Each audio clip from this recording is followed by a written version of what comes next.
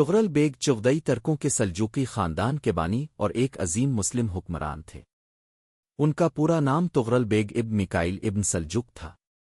وہ 990 کے لگ بھگ پیدا ہوئے اور 1063 میں وفات پائی۔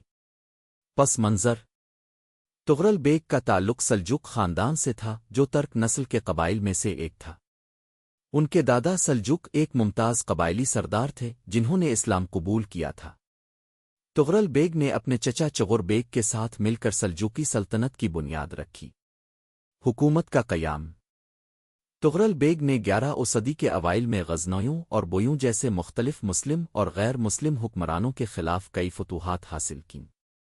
ان کی سب سے اہم کامیابی 1055 میں بغداد میں داخلہ تھا، جہاں انہوں نے عباسی خلیفہ القائم باللہ کو شیعہ بویوں کے اثر سے آزاد کرایا۔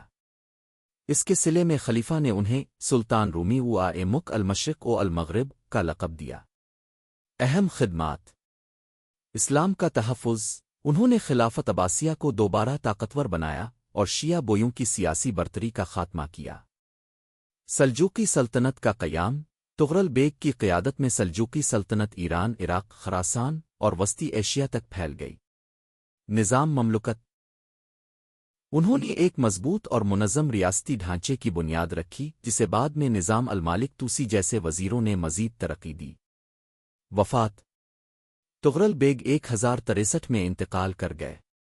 چونکہ ان کی کوئی اولاد نہ تھی، ان کے بعد ان کے بھتیجے الب ارسلان تخت نشین ہوئے، جنہوں نے بعد میں مرکہ ملازگرد میں بازنطین سلطنت کو شکست دی۔ نتیجہ تغرل بیگ نہ صرف ایک زبردست سپہ سالار اور مدبر حکمران تھے، بلکہ انہوں نے اسلامی دنیا میں سیاسی استحکام اور سنی خلافت کو اثر نو طاقت دی۔ ان کی سلطنت نے بعد میں اسلامی علوم، فنون اور فلسفے کی ترقی میں اہم کردار ادا کیا۔